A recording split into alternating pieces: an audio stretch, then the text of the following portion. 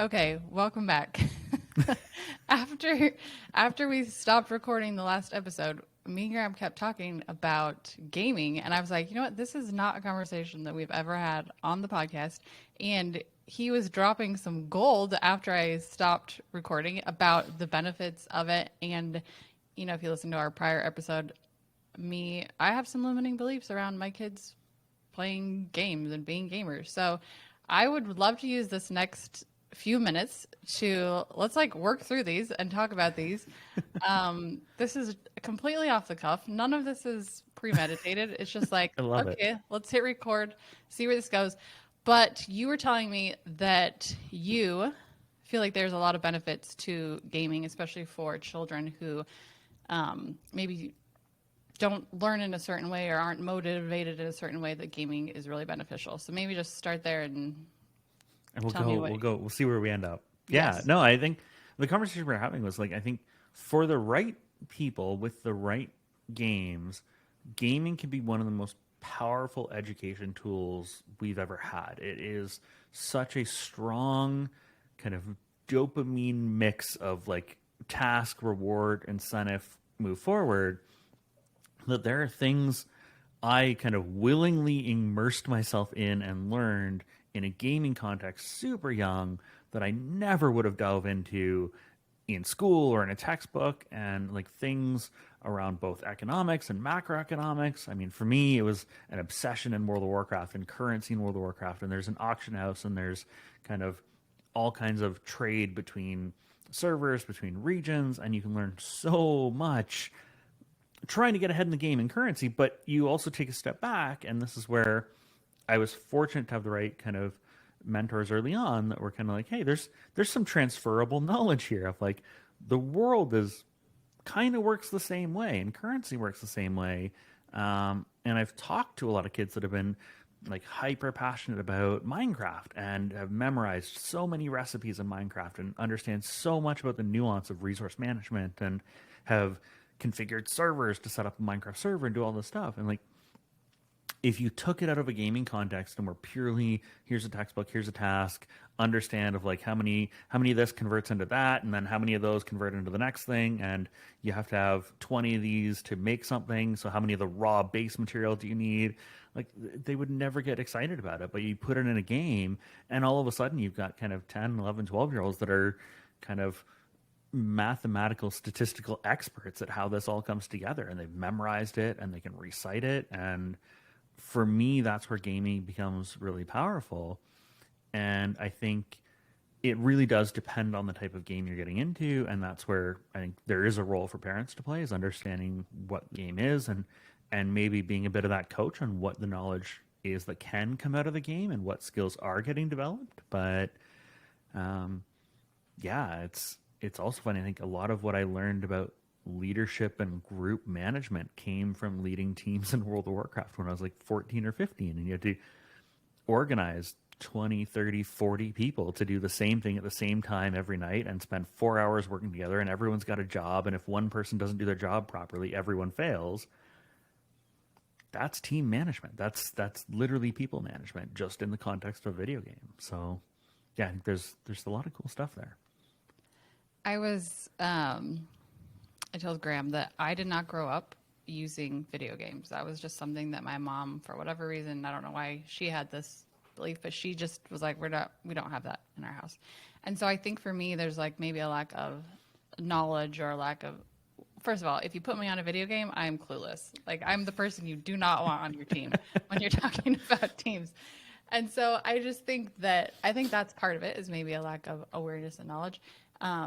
And maybe a little bit of fear, like future projecting, like, oh, if my child gets really into this, like, what if they can't hold a job, or what if they can't do these things? Again, all silly beliefs that if I'm really looking at, and I'm like, no, that's probably not even true, but just beliefs that I hold. So I love what you're saying about how these skills that they are learning, that they can learn in gaming, that these are transferable skills that are absolutely applicable in the real world. And, Yeah. using you as an example, and your best man who, You run a company of 50 plus people. He's now a lawyer. Super successful law. Yeah. Yeah. Yeah, I love that. So if there's a parent listening who feels like, I don't know, yeah, what would be your advice to me? Maybe just to me. Start with education. I think that's the big thing is spend a little bit of time investing in your own education on both sides of it, right? And we touched on this a little bit when we weren't recording, but like when you look at gaming as an industry or gaming from a parent's perspective, you can find extreme advocates on both sides of the spectrum. If you're looking to educate yourself, don't limit yourself to just one side. Go look at content from both. Go look at the best and here's some of the counter arguments and the concerns because I think there's so much there that is kind of this like hidden cool community around some of the most basic games out there that nobody, if you're not in it you don't know about it, but if you're in it you're part of this thing that is bigger than you are. There are some of the best international events I've been to ever have been around gaming community, and some of the most welcoming incredible crowds I've been in have been at massive gaming events. Just actually as you were speaking of like I've never been in gaming, there was such a surreal and cool thing that happened a year or 2 years ago in kind of the like super casual gaming space. There was a game that came out on the Switch, and as I'm telling this, I'm going to completely forget the name. Good. But it's like a farming happy, whatever, basic game.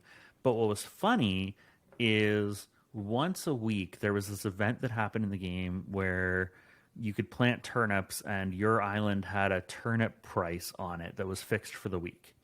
And it ranged from like, I don't know, we'll say $1 to $500. And if your island was buying turnips for $500, people could make a lot of money in the game on your island. And what you saw is people from ranging from like kids up to adults took to Twitter at the time and were sharing their island and their price and inviting people from all over the world to come sell turnips on their island because that week they had a really good price. And this whole unintentional economy and social community showed up on Twitter of people connecting and sharing and helping each other sell turnips. I'm like, we saw celebrities inviting people to their islands and were like waving on camera on the Switch and doing different things as like they were helping people or reaching out, be like, my island sucks this week. Anyone have a good turnip price? And like little things like that, I think are just so incredible when you look at gaming as a social vehicle for people to connect. The reality is for anyone raising kids today, your kids are going to be living in a digital world, right? Like the whole world is digital at this point. And so from my perspective, at least, it's more about helping arm them and equip them with how to handle the digital world and how to understand the tools that are out there and how to kind of manage relationships there than trying to control all of it. Because we know it can't be controlled. We've all been on the internet.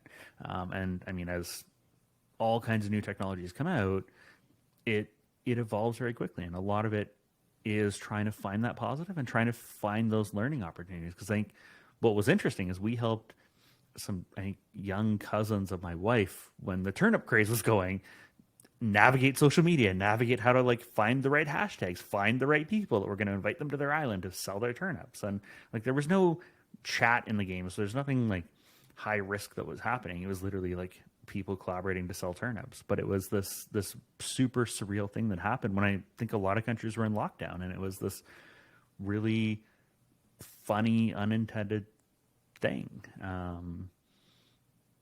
So it's, I don't know, to me gaming is a pretty surreal and cool world where you can learn anything from kind of social leadership and team leadership to economics and banking and saving and resource management.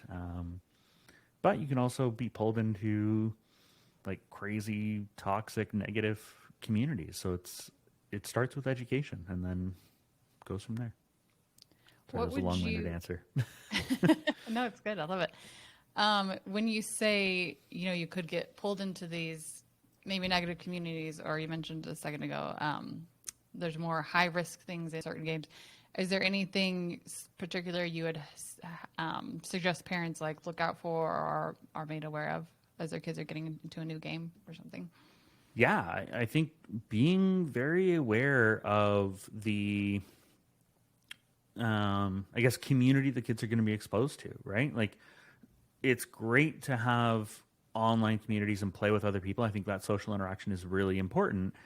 Understand, though, like, there's games that do a good job, I think, of curating a kind of young audience and creating as much as possible a safe space, or having kind of strictly enforced policy around harassment and profanity filters and things like that. But there's other games that, I mean, I see some kids get thrown into like a Call of Duty lobby with voice chat with, and you've got 9-year-olds screaming and swearing at 40-year-olds who are screaming and swearing back at them. It's like, that's not the best environment, potentially.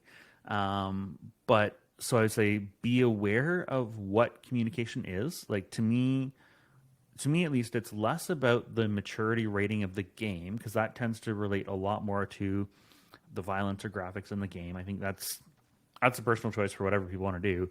The real exposure comes from, is there voice chat? Is there open text chat? Are they communicating with people? What is that community like? Like, it doesn't take a ton of research to go online and just see what the general kind of flavor is of a given community. There's certain gaming communities that are known for being not super welcoming to new players, not super welcoming to younger players, or you can set up parental controls on gaming accounts, on gaming systems.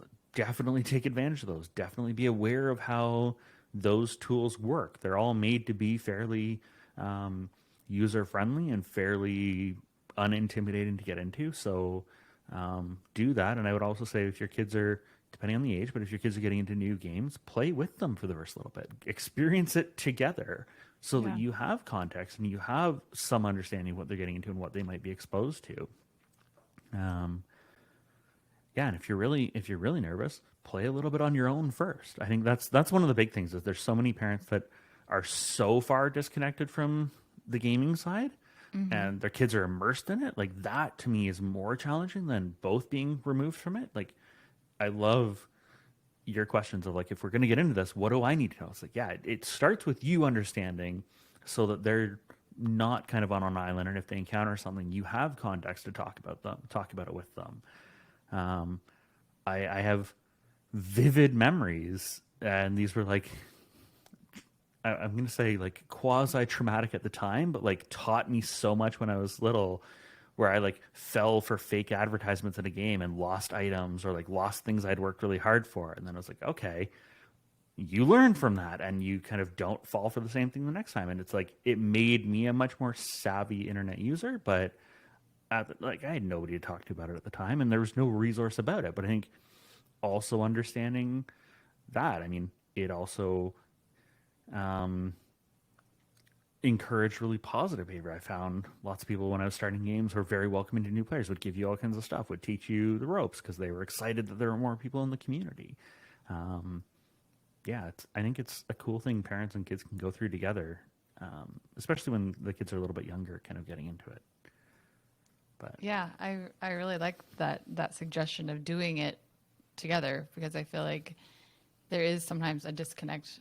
And even for myself, like I said, I'm not a great gamer. So when my kids do want to game, I'm always like, I have no clue what you're doing or what buttons to push. And so I can see how me being willing, though, to be a beginner also, and being willing to figure it out and like be in there with them, how that would be not even just good from a safety standpoint, but even like spending time together, like a bonding standpoint, where we have this common shared hobby and conversation and an activity that we could do together.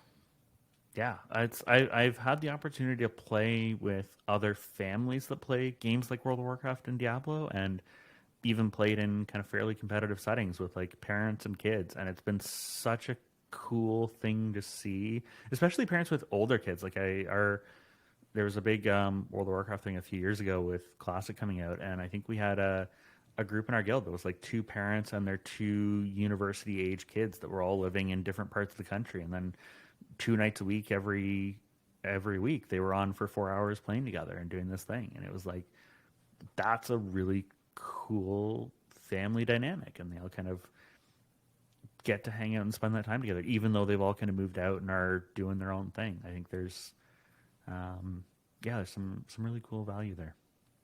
Yeah, one of the things we talk about in Family Brand in our program is this research out of the University of Nebraska that talks about how families, the strongest families, they spend quality time together in great quantities. And so as you're saying this, I'm like, although this is not an activity that we currently do as a family, I could see how for some families, and maybe ours in the future, this is a really cool opportunity to spend time together, working on common goals and common games, and it's family togetherness. Yeah, and it's family togetherness that can continue remotely. I think that's one of the other things that's really cool about gaming is like, because it's international, because it's online, you can do it all in the same house, all on the same couch, or all sitting around a table together. Or you can do it when people are visiting somewhere else, or they've moved out from home, or whatever. It's kind of a cool way to stay in touch. It's my wife and I laughed when people were going a little bit stir crazy at home. They're like, I haven't seen anyone. It's like 90% of our social calendar continued to exist because it was still online and not affected by us needing to go anywhere. Which was really an interesting observation, because I think a lot of the people that had that kind of community built were almost pre-equipped for, like, we have an online social calendar and world that can exist in person, but has a good backup of like, oh yeah, we can't get together. Okay, we'll do stuff online instead. Yeah. Okay, I think we're pushing our time here, but I do have one last question. If you were to recommend two things, someone that maybe didn't have a gaming system like myself, what would be a system you would recommend they start with? And then are there any specific games that you would say these would be a good place to start, as a family? Yeah. I would definitely say a good entry console would be the Nintendo Switch. It's super family friendly. It's portable. That's the word. So you can take it with you if you're traveling. Okay. I think it's the most affordable of all of them. And is designed to have a lot of good kind of family fun games. And I'm just remembering, like, the name of the game that I was talking about before is Animal Crossing. Oh, with the turnips? Yes, that is the turnip game.